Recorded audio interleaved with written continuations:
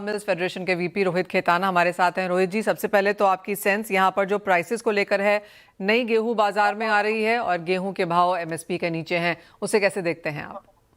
नमस्कार मैडम। इस साल जो हम लोगों ने गेहूं की सीजन शुरू की थी, हम लोगों ने एक बहुत ही ऑप्टिमिस्टिक फिगर से शुरू की थी। सरकारी एस्टिमेट्स करीब 120 के आसपास के थे और जो हमारे फेडरेशन की जो सर्वे होती है वो 115 के आसपास की थी।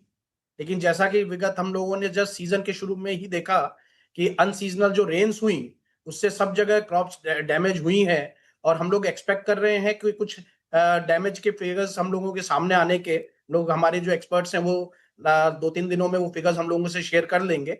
कीमतों की अगर बात की जाए तो लास्ट 7 डेज में करीब करीब सभी मंडियों में 150 से 200 रुपए की तेजी आई है और सभी मंडियां अपने एमएसपी के आसपास आके खड़ी हो गई है। तो गेहूं में तो वास्तव में जो सीजन शुरू हुआ था काफी लो प्राइसेस से शुरू हुआ था, जो कि एक चिंता का विषय था भी। लेकिन जल्द ही ये अनसीजनल रेन्स के कारण और कुछ एमएसपी पे बाइंग के कारण भी मार्केट्स में काफी सुधार हुआ है। जैसे आपने कहा 115-120 लाख टन के क्रॉप की यहाँ पर उम्मीद थी, लेकिन अगर हम ये डैमेजेस और ये अनसीजनल रेन और क्वालिटी को सबको फैक्टर इन करें तो एज ऑफ नाउ एक रफ आइडिया क्या है कि किस तरह की फसल रह सकती है? मैडम, गवर्नमेंट ने कल जो एक्सपोर्ट का नोटिफिकेशन इशू किया था उसमें तो गवर्नमेंट ने 120 के ही फिगर शेयर किए थे और हमारे जो खुद के एक्सपर्ट के फिगर्स हैं, जो हमारी एजेंसी हैं, उन्होंने भी अभी तक रिपोर्ट शेयर नहीं की है। और इंडस्ट्री के व्यूज इसमें काफी डाइवर्स हैं। इंडस्ट्री का एक सेगमेंट 15 to 20% तक का डैमेज इसको आकलन कर रहा है, लेकिन एक सेगमेंट है जो कि ओवरऑल नेट लॉस 7 to 8% तक के बीच में कर रहा है। लॉसेस करीब करीब 10% के आसपास वो पकड़ के चल रहे हैं। लेकिन चूंकि इस बार जो बुआई का एरिया था वो भी उसमें भी करीब करीब 3% का ग्रोथ आई थी, तो overall damage industry figures 20% to 7 to 8% के बीच में वेरी कर रहे हैं। इसमें हम लोगों को थोड़ा सा वेट करना पड़ेगा कि एक्चुअल क्या फिगर्स आते हैं, वो आने वाले कुछ दिनों में क्लियर हो पाएंगे। एक्सपोर्ट्स के लिए तक जहां तक बात है, और जैसे असीम मेरे सहयोगी अभी बता भी रहे थे कि स्ट्रेट ऑफ हॉर्मुज को लेकर यहाँ पर कुछ चिंताएं हैं, नए बाजार ढूंढ रहा है मार्केट, लेकिन ज्यादातर एक्सपोर्ट जो हमने आते हुए देखे हैं वो सिर्फ एशियन मार्केट्स को ही हैं। किस तरह से ओवरऑल एक्सपोर्ट नंबर्स आप बनता हुआ यहाँ पर देखेंगे? मैडम, गेहूं के केस में एक्सपोर्ट बहुत टफ हो सकता है। मैं चूंकि बंगाल से ही हूँ, हमारे जो सबसे नियर के मार्केट्स हैं वो बांग्लादेश और नेपाल ही हैं। तो नेपाल बांग्लादेश में जो बाहर से अभी व्हीट आ रहे हैं और काफी अराउंड जो फिगर्स हम लोगों के पास है, करीब 7 से 8 लाख टन लोडेड वेसल्स अभी और वे टू बांग्लादेश हैं।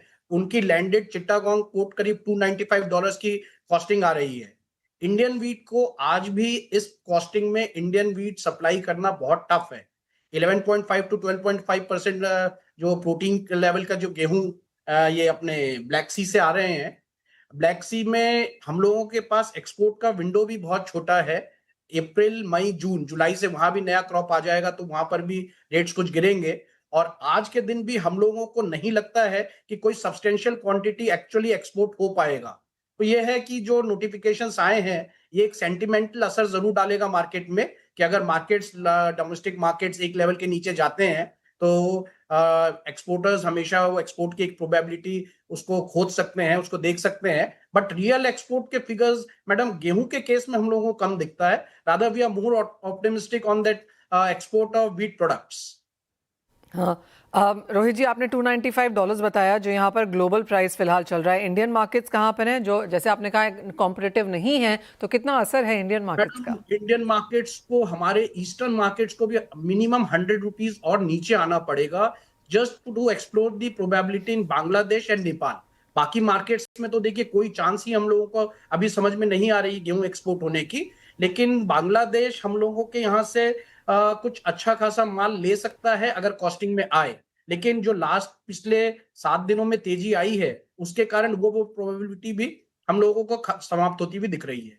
तो मेरी तो यही रहेगी गवर्नमेंट से, हम लोगों फेडरेशन की तरफ से, कि गवर्नमेंट शुड इंसेंटिव कुछ हम लोगों को अगर व्हीट प्रोडक्ट्स एक्सपोर्ट पे दे तो अभी भी wheat products export small numbers में ही हों लेकिन जा रहे हैं। और इसमें कुछ हम लोगों की गवर्नमेंट से रिक्वेस्ट भी थी। एक तो जैसे उन लोगों ने जो व्हीट प्रोडक्ट्स पे लाइसेंस इशू किए हैं, that is port based and importer based, हम लोगों की डिमांड थी कि उसको ओपन लाइसेंस कर दें और उसको एक्सपोर्टर बेस्ड लाइसेंस कर दें कि जिस पोर्ट से और जिस इंपोर्टर की कॉस्टिंग और जहां सबसे अच्छी रेट हम लोगों को रियलाइज हो, हम लोग उस हिसाब से कर पाए। तो as end of now 50 lakh tonne गेहूं और 10 लाख टन गेहूं प्रोडक्ट्स एक्सपोर्ट करने की यहाँ पर सरकार की तरफ से अलाउड है। आपको क्या लगता है कितना एक्सपोर्ट हम एक्चुअली होता हुआ देखेंगे इस सीजन में? Madam, figures we are keeping our fingers crossed, क्योंकि गेहूं के मामले में तो ऑप्टिमिज्म काफी कम है। व्हीट प्रोडक्ट्स में अगर सरकार ने कुछ हम लोगों को इंसेंटिव्स दे दिए, अगर रॉड टैप के अंडर में भी कवर कर लिया, कुछ इंसेंटिव्स आते हैं और ये ओपन लाइसेंस कर देती है, तो हम लोग एक अच्छे नंबर्स की तरफ देख सकते हैं।